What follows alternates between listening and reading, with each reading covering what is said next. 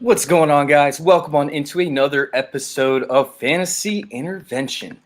Oh, yes, get excited because we have a DFS episode coming to you guys today. Yeah, unfortunately, we're not going to be answering questions because it's being by myself, and I got a script I got to stick to, right, to make sure that we get all these DFS options out there and known to the public. But yeah, welcome on into Fantasy Intervention, guys. Let's get this DFS episode started. And we had a pretty absolutely brutal week, but there are some great things that came from it. You know, we had some highs, we had some lows, and a lot of that stuff I am going to cover in tomorrow's episode because Tuesdays are the days where we go over, what happened this past week. But I want to say one thing. I'm sorry out there. I feel for you, man. I feel so bad for Dak Prescott. Feel so bad for Dak Prescott and what happened. He's in a contract year that is absolutely brutal, man. It's something where I think we're about 10 or so months out from actually, him getting back to action. So there is a good chance that, he might be able to make it back for the start of next season. And we don't know what team he's going to be playing for at this point. We don't know just yet what's going to happen there. But yeah, my condolences for your leg, bro. Dak Prescott, man, that's brutal. But there was something on the other end of the spectrum to where it actually, worked out really well for this player who went through a brutal leg injury, previously, and that was Alex Smith this week. So, big congratulations to Alex Smith, of course. He sat there. He wore what's his name? Aaron Donald as a backpack. Throughout the game. I mean, he supported that full 300-pound weight on his back, and he looked okay. That offensive line is brutal, so it still makes me nervous over there in Washington, but he looked all right. But like I said, this is not the episode where we're going to go through and we're going to talk about a lot of the stuff that happened. This episode is for looking forward to the DFS show. And man, did we crush these picks? Over the weekend for the weekend show with Rosalie Michaels? It was absolutely amazing. I mean, these were our sleepers, right? We had Chase Edmonds at 4,700 up against the Jets. Claypool up against Philly was a tournament play. Fulgham was a hit. And then we mentioned Jeff Smith. We did mention Jeff Smith, who saw 11 targets, but Rosalie Michaels was like, no, stay the hell away from him. Absolutely not. So obviously with Jeff Smith not being a play there, it worked out for us. And then Darren Fells absolutely went off. So it was a very, very strong week for our DFS show. Huge shout out to Rosalie Michaels for that, of course. But yeah, looking forward, I think I'm going to start out these episodes with actually the injury report instead of going through and trying to just dive into it and then talking about the injuries, as we go. So I will sit here and go through this injury report with you guys just briefly. And obviously we don't have anything set in stone yet, but there is some stuff that we can look forward, I guess, to or look away from with some of these players. So Jared Cook is questionable with a groin.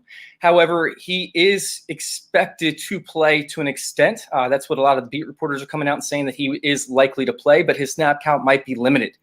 We have Marcus Davenport over there, who's questionable. Justin Hardy, Deontay Harris, and Janoris Jenkins are all out.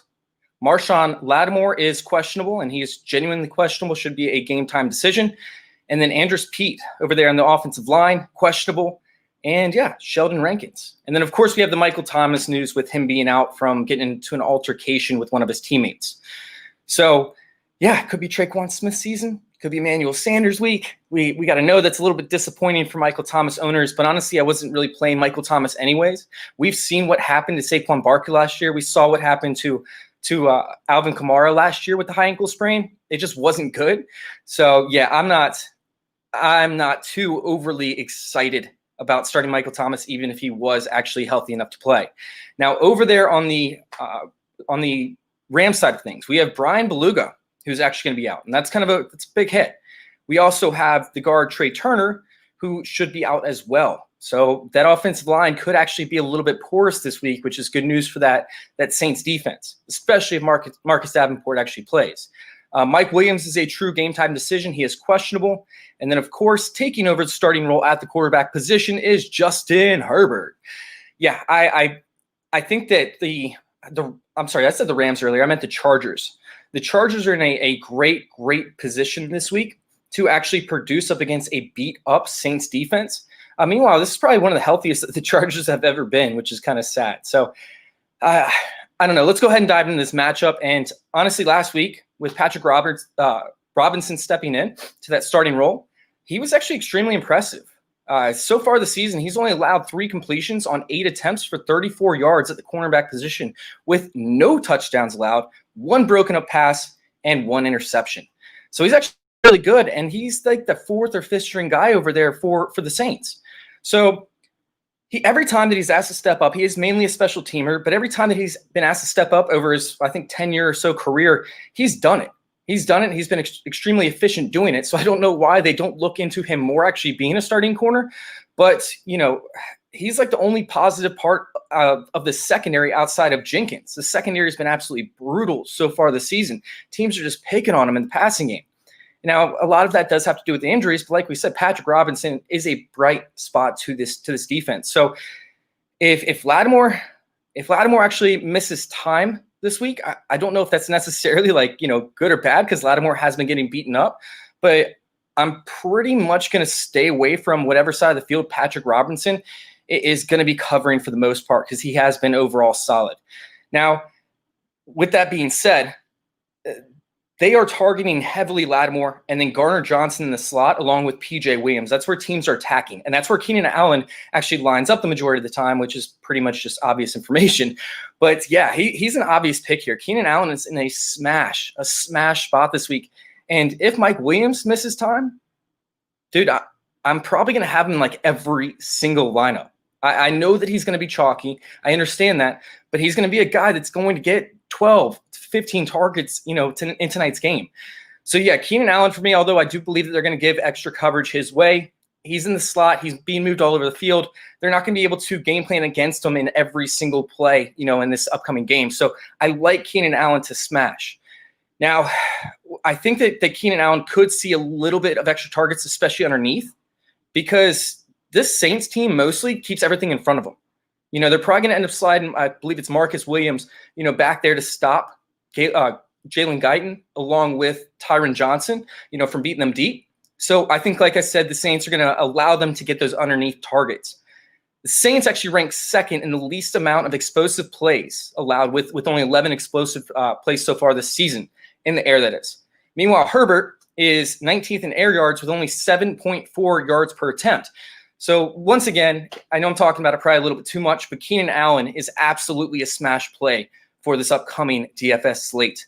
Now, if Lattimore's out, we should see PJ Williams. So I love, every time that PJ Williams is playing up against a dominant slot receiver, I'm targeting that receiver in almost every single DFS lineups.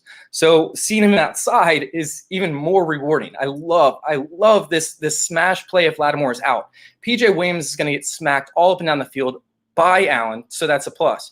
But if he gets on the outside some, I think that you can play Guyton in a couple lineups, but I'm not loving that. I'm not loving that matchup as much.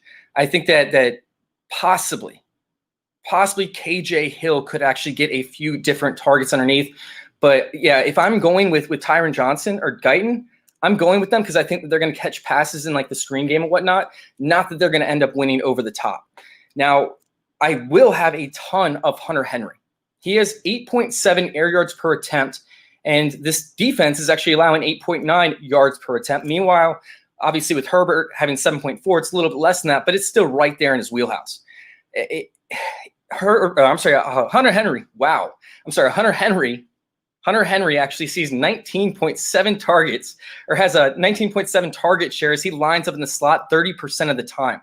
He's going to see a lot of Garner Johnson, which I like, but the crazier part is Malcolm Jenkins actually seems to cover the tight end a whole lot and has the majority of the explosive plays come up against him. Henry has 5 inches on Jenkins and has 6 on Gardner Johnson. This could be a big game for Henry. I mean, I'm talking about Robert Tonyan type big, especially considering the upside that he's already seen, because he's seen the 4th most deep targets for the tight end position. He already has at least 5 receptions in 3 out of the 4 games, and I actually like him to slide him into the captain spot this week. I think that it's going to be a lot of Kamara. I think it's going to be a lot of Herbert. I think it's going to be a decent amount of Drew Brees, and of course, Keenan Allen.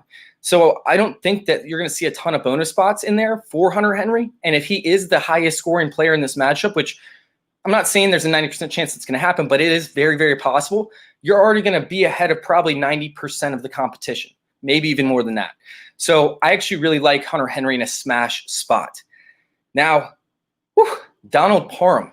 Can he be a thing? Can he be a thing, right? He's the thing, right? He caught a touchdown last week. Nah. I'm just kidding with you guys. Honestly, he worked with Herbert the entire offseason, and he was a stud in the XFL, a touchdown machine. When I was playing DFS, I constantly targeted Parham in the DFS lineups. I absolutely love this guy. So I wouldn't mind playing him in like a lineup or two just to see, if it's going to work. But that was his only snap this entire season. Yeah, he got a touchdown reception on his only snap the entire season. There are 2 other tight ends that are seeing more snaps than he is. And that one reception caused DraftKings to price him all the way up to $1,800. That's above Adam Troutman. That's crazy to me.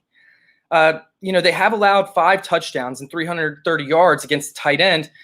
So if I am taking a shot or more than one shot on some tight ends, I'm probably going to lean Virgil Green. I believe he's actually second on the team in targets. On snaps. So I'm going to take a flyer on Virgil Green, but I'm not going to take 50 of them. I'll take probably 2 or 3 shares of them. Now, when it comes to Jackson, right? Justin Jackson and Joshua Kelly, we still don't know how this touch share is going to work out. And overall, the Saints have actually been really, really good up against the running backs. They're only allowing 3.57 yards per carry. That's pretty impressive overall. They haven't allowed a single running back to get over 90 yards on the ground against them. And there's not a great chance that they score at the goal line. The Saints have only allowed 1 goal line touchdown inside the 3-yard line. And if you want to say inside the 5-yard line, fine, they've only allowed 2. But with Trey Turner being out and Brian Beluga being out, I'm going to sit there and probably lean to not play Joshua Kelly in as many lineups. God, I'm butchering this one today, guys. Killing the game. Now, when it comes to the passing game up against the running back, it's not too much better. They've only allowed 2 receiving touchdowns to the running back, and one was like a fluke kind of like shovel pass to the fullback. It was a complete trick play over there with the Raiders. Swift is the only guy that's gotten over 20 receiving yards, and he only had 30. So, in other words, if the Chargers are going to stay competitive, it's going to be a Justin Herbert game. And he's going to be having to target Hunter Henry. He's going to be having to target Keenan Allen in this game, and he's probably going to have to use his legs a little bit. I actually really like Justin Herbert in this game, but I'm going to be staying away from the running backs for the most part. Now, I'm not saying don't play them in every single lineup. I'll probably have them each in one lineup. But, I'm not going to be overly, just aggressive towards trying to play these Chargers running backs. That Saints defense up against the run is sick. But up against the pass, they've allowed 3 touchdowns to the quarterback, right? And that's including one on the ground, by the way, for QB sneak. But they've allowed 3 touchdowns to the quarterback in every week so far this season. I'm hoping that Herbert can get in there, right? At least once on the ground, maybe twice. He can use his legs. And like I said, this team is going to be so hyper-focused on trying to keep, Jalen Guyton out of the deep ball category and trying to prevent Keenan Allen from getting those balls, that I think that Herbert might find some open space over there on the ground. I like Herbert a lot. I like Herbert a lot this week to actually get at least 1 touchdown on the ground this week. And when it comes to the passing game, Herbert actually has the 4th best true completion percentage for any quarterback in the NFL right now. The 4th best true completion percentage, which pretty much factors out like throwaways and player drops. So he's actually been really, really good when targeting. So with the Saints allowing the 4th most touchdowns, I like Herbert a lot in this game. I can't emphasize how much I like him. And honestly, I'm probably going to have him in more bonus spots because of the ownership level than Kamara. Now, I do think that Herbert is going to see a lot of ownership, don't get me wrong, but you might have to keep up with the chalk and play Herbert in a good amount of those spots to try and keep up with the field. But Kamara is going to be that probably the highest owned guy in this matchup. I'm going to have a lot of editing to do. And he's been an animal so far this year, especially with Breeze out. The Chargers are not great up against the running back, especially ones who catch passes. So they have allowed 29 receptions to the running back for 154 yards and 2 touchdowns. Wait, I'm going to repeat that. 29 receptions to the running back position for 154 yards and 2 touchdowns. And all those numbers, right, are pretty much kind of vaulted up by Ronald Jones not knowing how to squeeze a football. They could have actually been, 32 receptions for 200 yards and 3 touchdowns, but Ronald Jones actually had a really, really bad drop. So they're a lot better on the ground, but, in the air, like that's what you want for Kamara. You don't care if he's going to give you 100 yards on the ground. That's a great bonus, but you know that you're going to get those, 7 receptions for 80 yards, especially with Michael Thomas out. I mean, he's going to explode, and I still think that he's going to be good, and I think you should still have him in most of your lineups. But when it comes to the bonus, I don't know if I'm going to have him in as many because I'm kind of hoping that he has a very average performance versus a great performance. But when it comes to the Chargers on the ground, they're actually pretty overall efficient. So, yeah, they're allowing under 4 yards per carry. And if it wasn't for Jones last week, or they would be allowing under 4 yards per carry if it wasn't for Jones this past week. In coverage, Kazir White is actually the guy that's covering the running backs when I went back and traced these plays. So he's been getting torched. He's been absolutely getting torched. He's allowed 12 receptions on 16 targets for 119 yards and a touchdown in coverage. That is absolutely brutal. Murray over there, Kenneth Murray, he's been slightly better. But honestly, I think the Saints are going to have Kamara attack White extremely heavy throughout this entire game. And I think that Kamara is going to have a big, big game. When it comes to Latavius Murray, like I said, they're actually pretty good on the ground overall. So I might have Latavius Murray in a lineup or two. Maybe, Kamara might get hurt or something. So if I don't play Kamara in a lineup, I'll probably play Latavius Murray because I don't think that the Saints are going to be able to beat him in the air as well. So, yeah, I'm not going to have a ton of shares of Latavius Murray. Now, when it comes to the passing game, I think that Traquan Smith actually has a really, really good matchup up against Desmond King. He's over there in the slot, right? And he's not a scrub, but he isn't Chris Harris. So that's good news for Traquan Smith. And every once in a while, you can actually beat the Saints deep. I'm sorry, you can beat the Chargers deep. Yeah, I'm going to have a ton of editing to do. Jesus. Every once in a while, you're going to be able to beat the Chargers deep. It's not often. They're still overall very, very good. They've allowed the fifth least I'm about to just quit this. Jesus. They've allowed the 5th least amount of explosive plays in the passing game so far this season.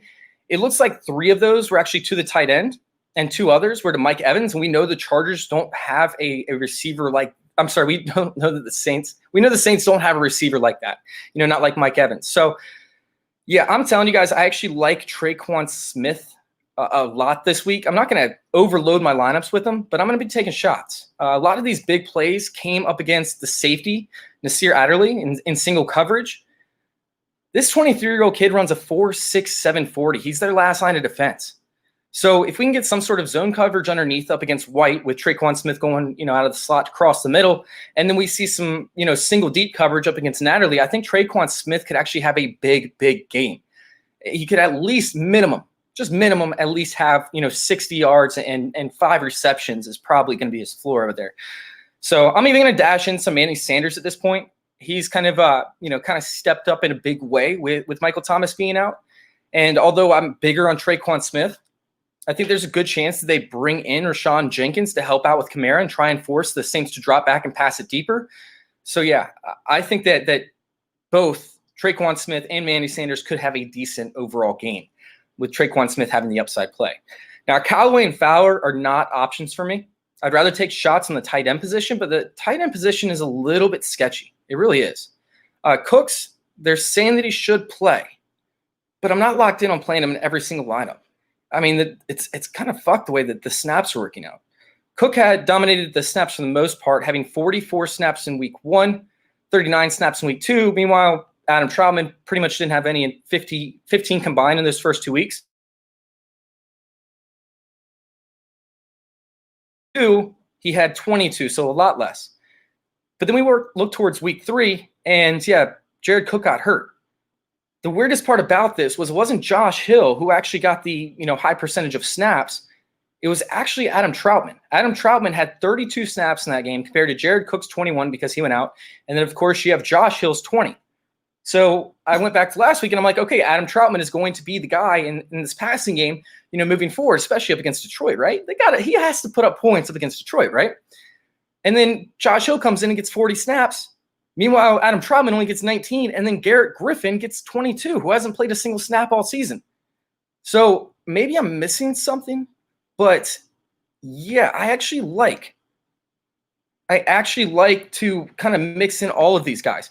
The craziest part is the fact that that Josh Hill is actually cheaper than Adam Troutman. Josh Hill's on the field almost twice the amount of snaps or 3 times the amount of snaps.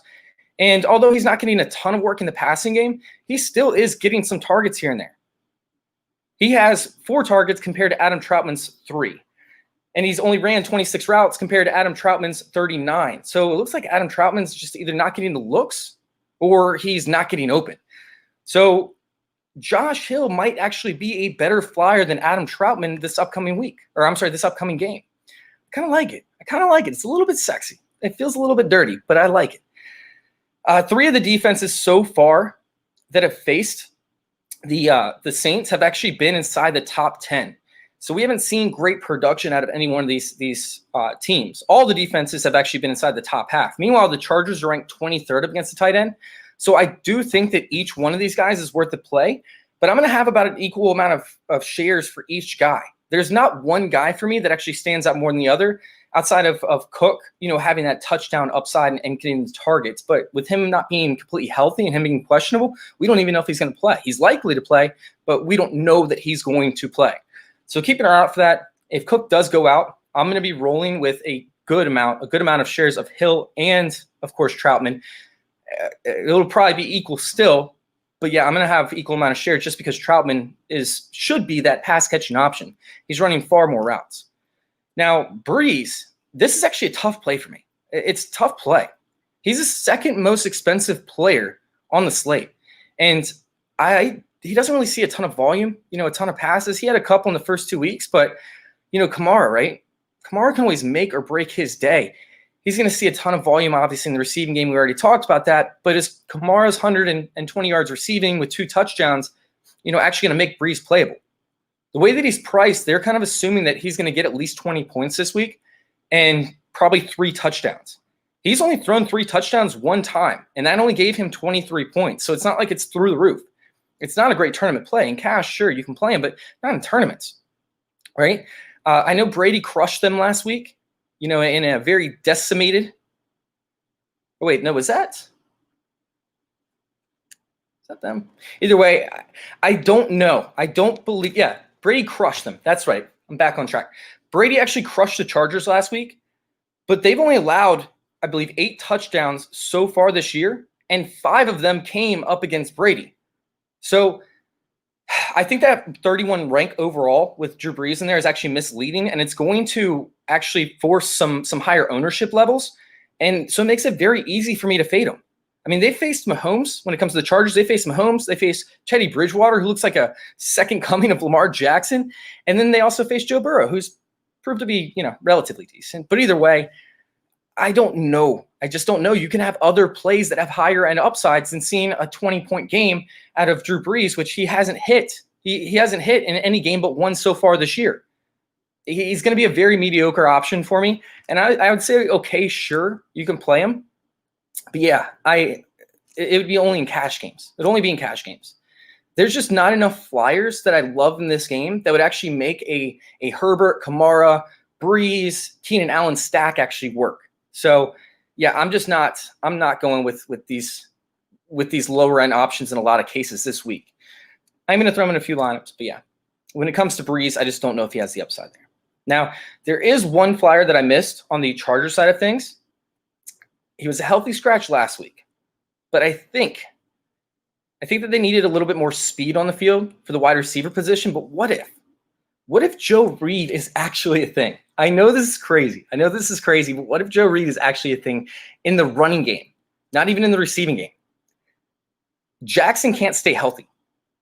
He literally, any time that he gets any kind of significant workload, he gets hurt, right? Joe Reed is only $200 on DraftKings. That means that, one catch out of the backfield, and he's pretty much doubled his multiplier.